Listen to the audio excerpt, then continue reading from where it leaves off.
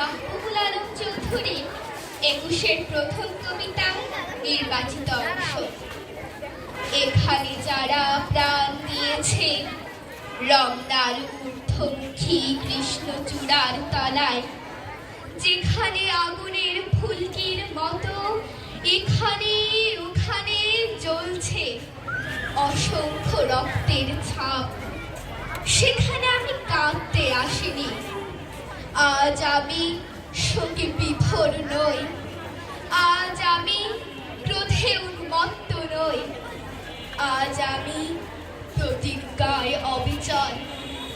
যে শিশু আর কোনোদিন তার পিতার কোলে ঝাঁপিয়ে পড়ার সুযোগ পাবে না, যে গৃহবধূ আর কোনোদিন তার স্বামীর প্রতীক্ষায় আঁচলে প্রদীপ থেকে দুয়ারে আর দাঁড়িয়ে থাকবে না, যে জননী খোকা এসেছে বলে উত্তম আনন্দে তার সন্তানকে আর বুকে জড়িয়ে ধরতে পারবে না, যে তরুণ মাটির কোলে লুটিয়ে পড়ার আগে বারবার একটি প্রিয়তমার মুখ চোখে আনার চেষ্টা করেছিল, সেই অসংখ্য ভাই বোনদের নামে আমার হাজার বছরের ঐতিহ্যে লালিত যে ভাষায় আমি আমার মাকে সম্বোধনে অভ্যস্ত, সেই ভাষা ও স্বদেশের নামে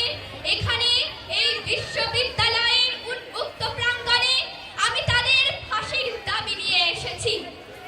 যারা আমার অসংখ্য ভাই বোনকে নির্বিচারে হত্যা করেছে, যারা আমার মাতৃভাষাকে নির্বাসন দিতে চেয়েছে, আমি তাদের জন্য ফাঁসির দাবি করছি। হে আমার মৃত ভাইয়েরা, তোমাদের কণ্ঠস্বর স্বাধীনতার বলিষ্ঠ চিৎকারে ভেসে আসবে সেই দিন, আমার দেশের জনতা খুনি জালিমদের ফাঁসির কাষ্ঠে ঝুলাবে ঝুলাবে।